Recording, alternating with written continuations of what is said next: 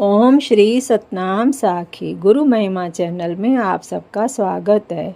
आज हम सिंधियों का शुभ महापर्व चेटी चंड यानी झूलेलाल जयंती, झूलेलाल साईं जो कि हम सिंधियों के इष्ट देव हैं, इष्ट भगवान का दिन है आज। यह हम सिंधियों का पर्व हिंद सिंध और देश विदेश में हर जगह बड़े ही हर्षोल्लास के साथ मनाया जाता है। इस पर्व की अत्यंत महिमा है।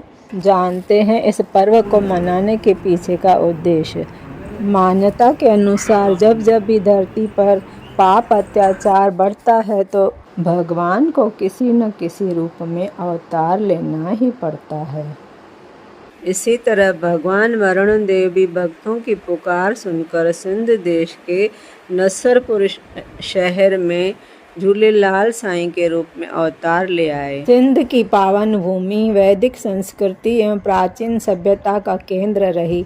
वहाँ कई ऋषि मुनियों, संतों, सूफियों ने जन्म लिया। उसी सिंध प्रांत में हमारे युग पुरुष आचार्य श्री सतगुरु स्वामी टेमुराम महाराज जी का भी अवतार हुआ। 10वीं शती में इस भूमि पर वरुण देवता श्री झूलेलाल ने हिंदू धर्म की रक्षा के लिए अवतार धारण किया। सिंध के प्राचीन ऐतिहासिक नगर ठट्टा में 10वीं शती में मरख नामक मुसलमान बादशाह शासन करता था।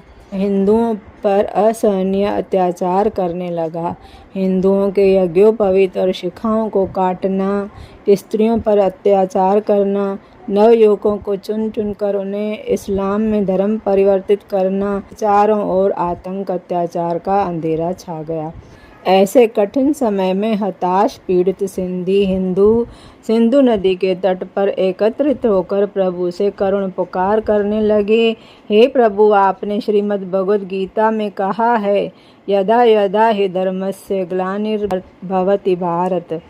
अब आओ अपने वचनों को साकार कर हमारी रक्षा करो। पीड़ितों की करुण पुकार सुनकर अचानक वरुण देवता अद्वितीय रूप में जल से प्रकट हुए।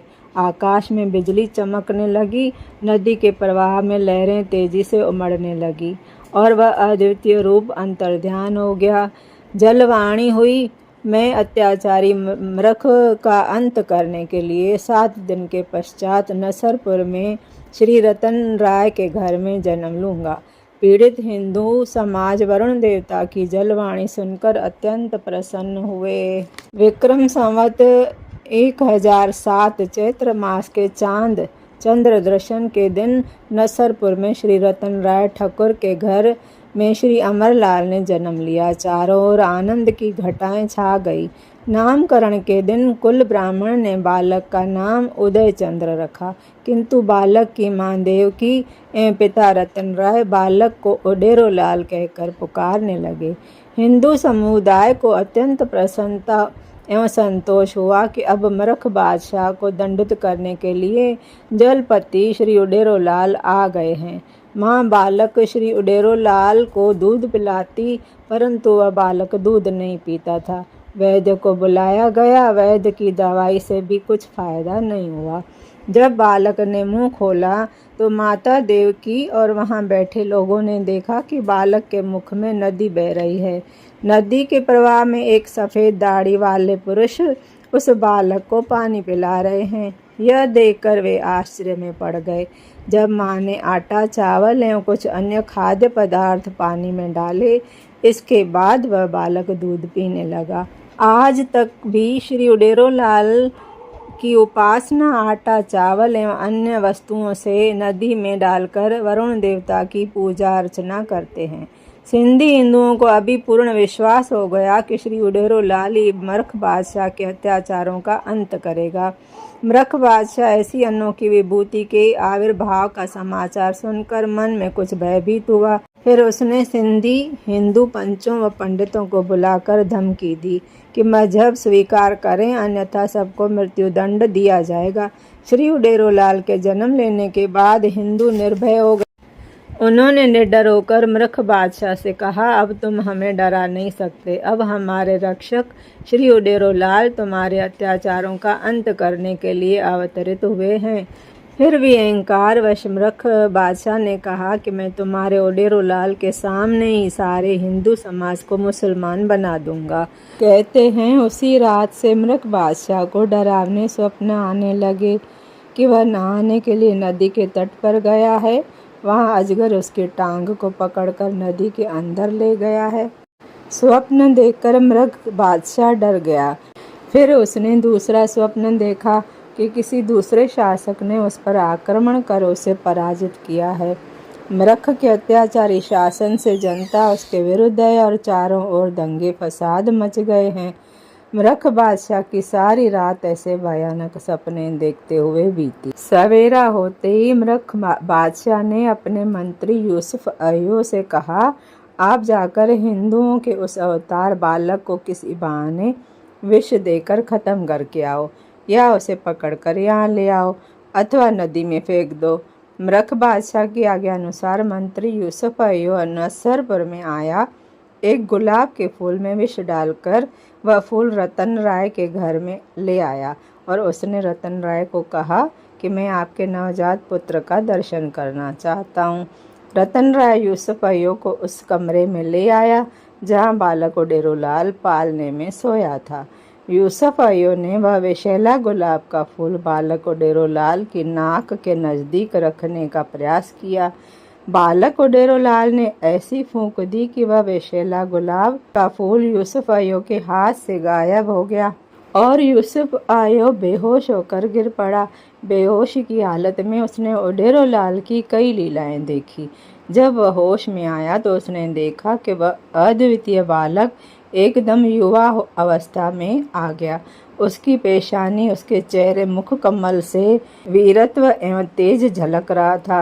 पीड़ित हिंदू समाज ने प्रार्थना करते हुए कहा कि आप कृपया ठट्टे में चलकर मृख बादशाह को ठीक रास्ते पर लाएं। श्री ओडेरो लाल ने ठट्टे में आने का वचन दिया। यूसुफ अय्यूब ने यह सारा समाचार मृख बादशाह को आकर सुनाया। मृख बादशाह ने अन्य मंत्रियों को बुलाया। मृख एवं अन्य मंत्री यूसुफ अय्यूब पर आग बबूला होकर कहने लगे कि एक बालक ओडेरो लाल से डरकर लौट आए, शर्म आनी चाहिए तुमको। इसके बाद मृख बादशाह ने मंत्री यूसुफ अय्यूब को फरमान दिया कि 10 दिन के अंदर उसे जिंदा या मार कर ले आओ, वरना तुम्हें फांसी पर लटका दिया जाएगा। यूसुफ अय्यूब अत्यंत चिंतित हुआ। उसकी पत्नी ने उसका कारण पूछा।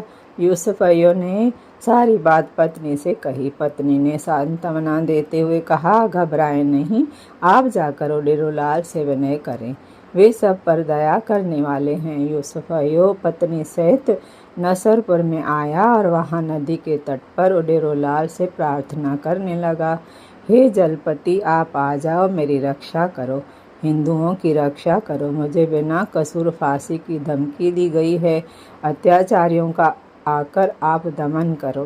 कहते हैं ओडेरो लाल श्री यूसुफ अय्यूब की पुकार सुनकर नीले घोड़े पर सवार होकर अपनी सेना के साथ नदी से प्रकट हुए।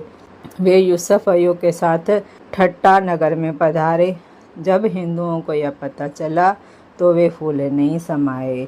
उन्होंने उनके स्वागत में फूलों की वर्षा की और जय जयकार के नारे लगाने लगे। सारा ठट्टा नगर जय घोष के नारों से गूंज उठा। मृख बादशाह ने जब अपने महल में जय ओडेरो लाल के नारों की आवाज़ सुनी तो आश्चर्य में पड़ गया। उसने उठकर ऊपर से जब यह दृश्य देखा तब वह थरथराने लगा, डरने लगा। वह महल से नीचे आकर ओडेरो लाल के चरणों में गिर पड़ा और अपने किए हुए अत्याचारों के लिए क्षमा याचना की। तब उसे ओडेरो लाल ने कहा कि तुम जो यह अत्याचार कर रहे हो, हिंदुओं को जबरन मुसलमान बना रहे हो, यह बड़ा पाप है, इसलिए तुम्हें नरक में जाना पड़ेगा। तुम्हें खुदा भी कभी माफ़ नहीं करेगा। अगर तुम अपना कल्याण चाहते हो तो सभी धर्मों का आदर करो, सबको अपने धर्म के अनुसार आचरण करने की स्वतंत्रता दो। जैसे तुम्हें अपना मजहब प्यारा है वैसे हिंदुओं को हिंदू धर्म प्यारा है। सदैव खुदा का खौफ करो। मृख ने श्री ओडेरो लाल से विनय की कि आप कृपा अकेले हमारे महल में पधारें। श्री ओडेरो लाल ने सेना को लौटा दिया और स्वयं मृख बादशाह के महल में गए। अब मृख बादशाह के मन में फिर से कपट की भावना पैदा हुई।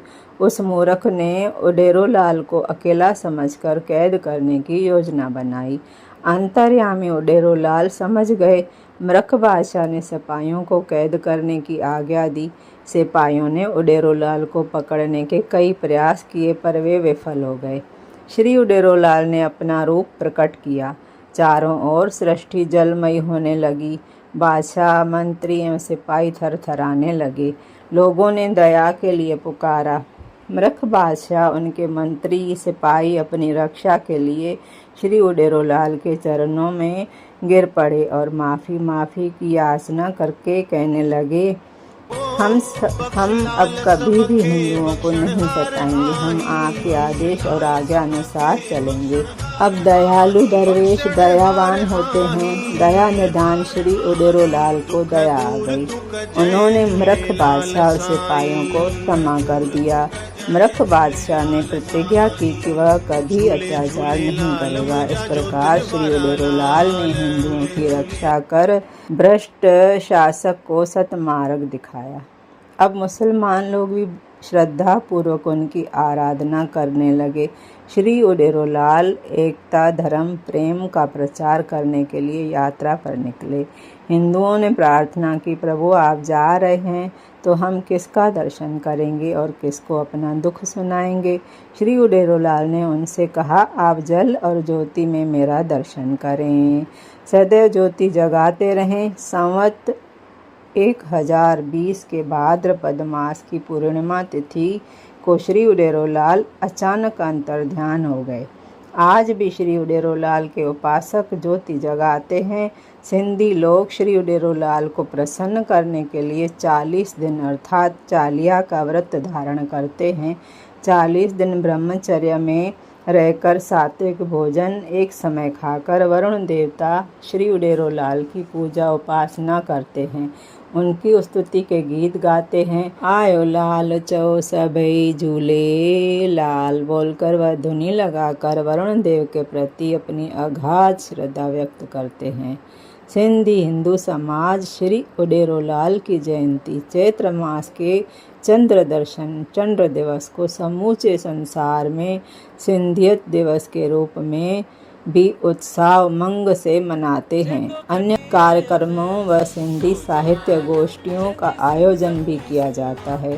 सिंधी भाषा के विकास एवं संरक्षण के लिए संकल्प भी लिए जाते हैं। ये झूलन लाल का दिन, ये चेटी चंड के दिन पूरा दिन मंदिरों में हर शहर में अत्यंत भंडारे प्रसाद, जो उनका मुख्य प्रसाद है वह मीठे चावल, जिसे हम हिंदी में ताहरी बोलते हैं, तो ताहरी और चने का प्रसाद, हलवा जिसे हम कढ़ा बोलते हैं, ये तीनों प्रसाद उनके मुख्य प्रसाद हैं, जो हर शहर में आम भंडारे के रूप में बांटे जाते हैं और बहुत ही श्रद्धा प्रेम से उनके गीत गाए जाते हैं। नाच ढोल छेज और उनके लीलाओं के प्रसंग, इस दिन की महिमा लिखना और मुंह से बोलना तो पॉसिबल नहीं है। इस जुबान में जितनी भी शक्ति है, कुछ प्रयास किया है। आशा करती हूँ आप सबको यह झूलन लाल साईं की महिमा और कथा पसंद आई होगी। अगर आपको पसंद आई हो तो प्लीज़ शेयर ज़रूर करें, ताकि समस्त समाज को, सभी सिंधियों को और हिंदुओं को, सबको यह पता चले कि यह झूलेलाल साईं हैं कौन। यह झूलेलाल साईं वरुण देवता का अवतार हैं। बोलिए झूलन लाल साहिब की जय।